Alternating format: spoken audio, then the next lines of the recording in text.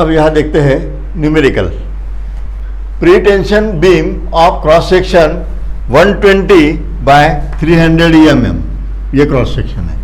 Span 6 metre, beam का जो span है 6 metre. The beam carrying UDL 8 kilo newton metre UDL है।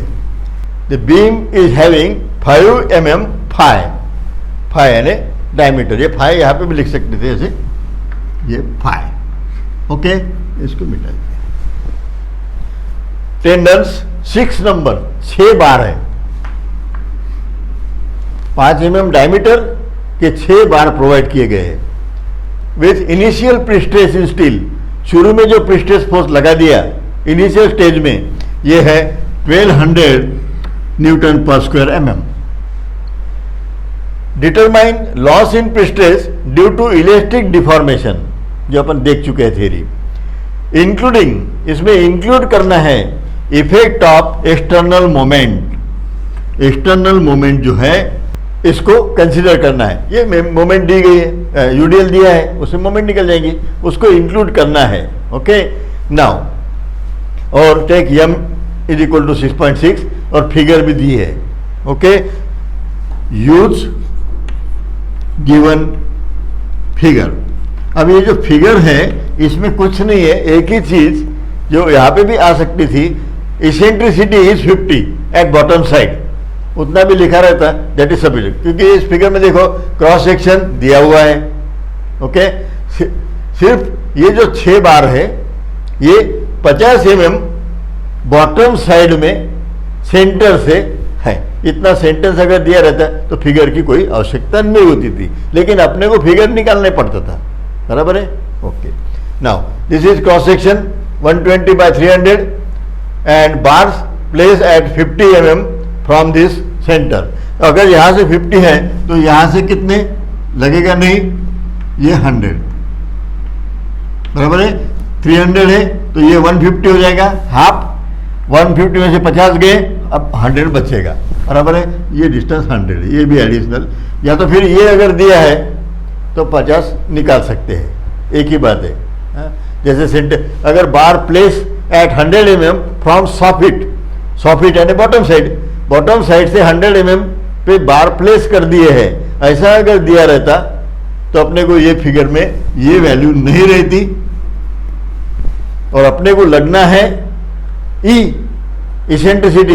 Eccentricity major करते हैं सेंटर से, तो ई की वैल्यू जो है अब यहाँ पर ये 50 अपने को निकालना पड़ता था। ओके, ऐसे भी हो सकता है, जो भी है। ओके, ये छोटी छोटी चीजें हैं।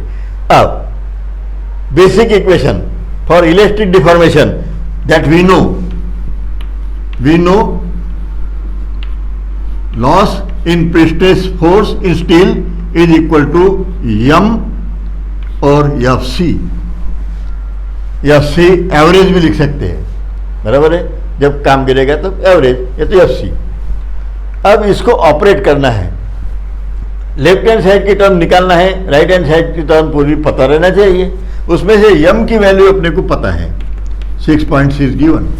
अब सवाल आएगा FC का।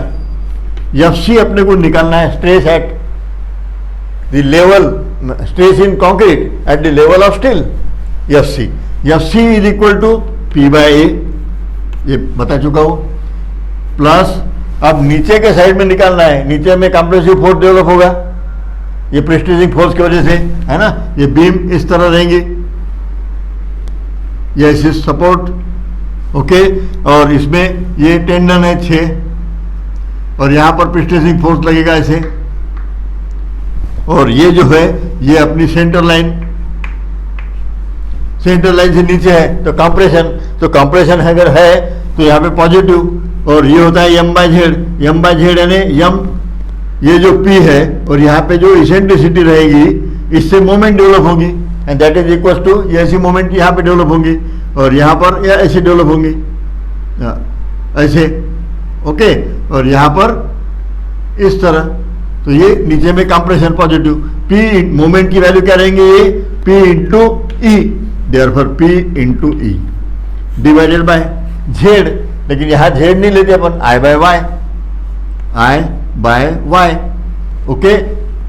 अब I बाय वाई लो, वाई यानी यहाँ पर स्ट्रेस चाहिए तो वाई की वैल्यू 50 बन जाएंगी, 50 यानी इसेंट्रिसिटी है, तो this Y can be replace by E, okay, and ये कैंसिल नहीं होंगे, ये मल्टीप्लाई हो गए ऊपर, ओके, माइनस डेड लोड की वजह से या सुपर इम्पोज लोड से बीम सैग ऐसी होगी तो नीचे में टेंशन, टेंशन को negative, M divided by Z नहीं, आई बाय ई।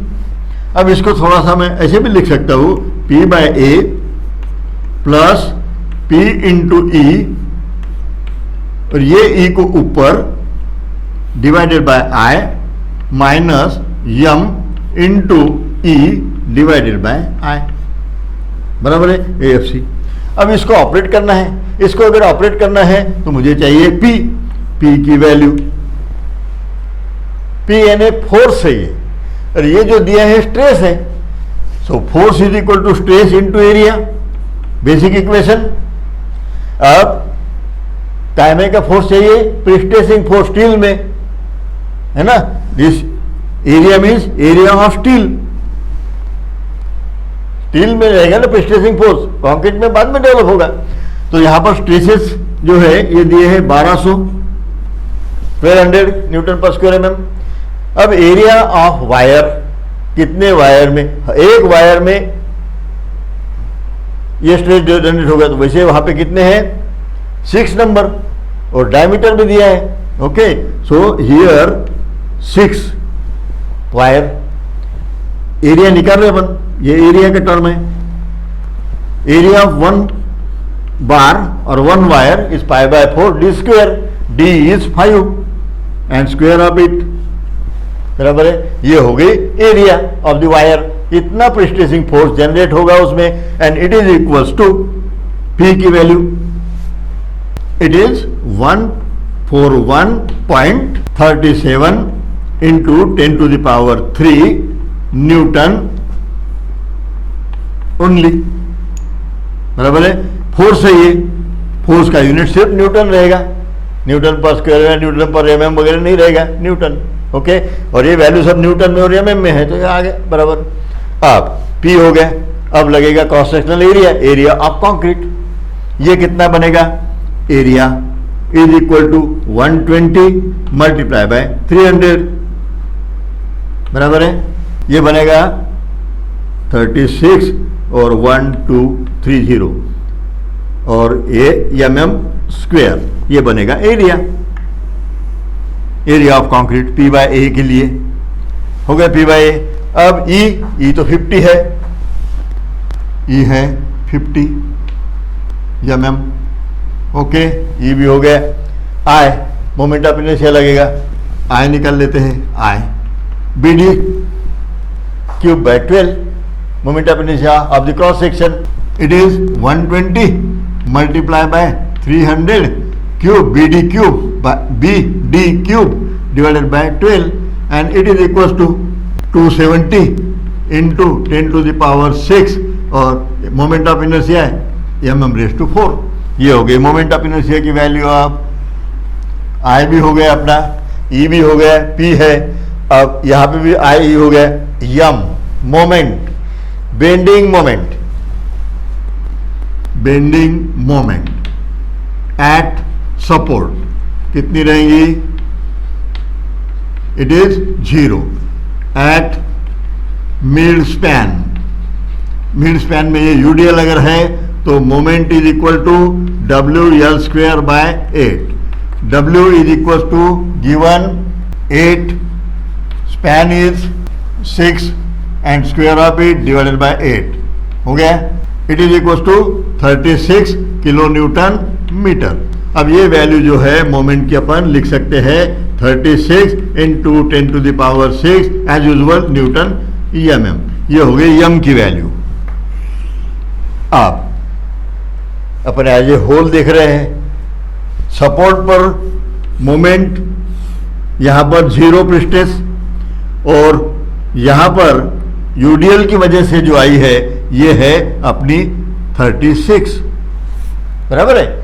अब ये मोमेंट बेंडुलम डायग्राम कैसी बनती है, बेंडुलम डायग्राम ऐसी बनती है, या तो फिर ऐसी बनेगी, ये पैराबोलिक रहेगी, बेंजामिन डायग्राम ड्यू टू यूडीएल। अगर पैराबोलिक अगर है चीज तो एवरेज स्ट्रेस क्या होगा? Average stress is 2/3 of that area. Okay, अब therefore average moment as it acts parabolically, parabolic, okay,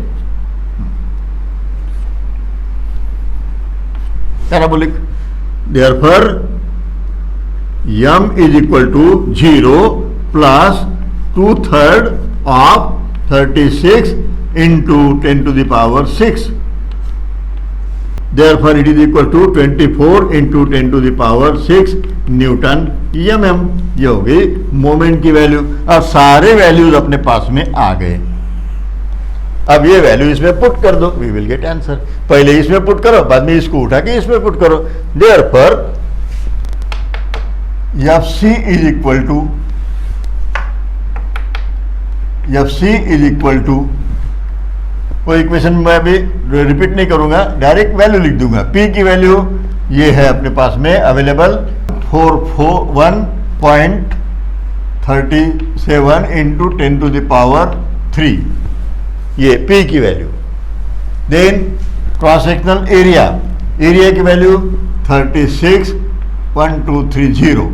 then plus as per this equation plus PE, P की value फिर से 141.37 into 10 to the power 3।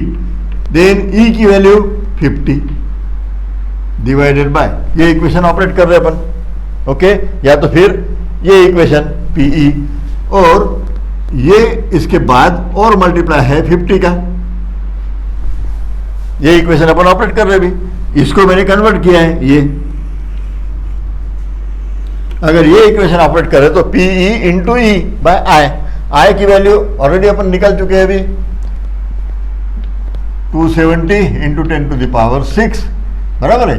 Then minus, ये दो term हो गए, तीसरी minus, minus में यम मोमेंट अपनी average moment 24 into 10 to the power 6 divided by I और इंटू ई की वैल्यू है 50 और divided by I is equal to 270 into 10 to the power 6, बराबर है। तो इससे मिल जाएगी वैल्यू अपने को FC की 0.791 न्यूटन पर स्क्वायर mm।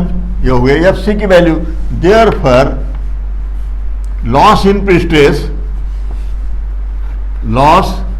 इन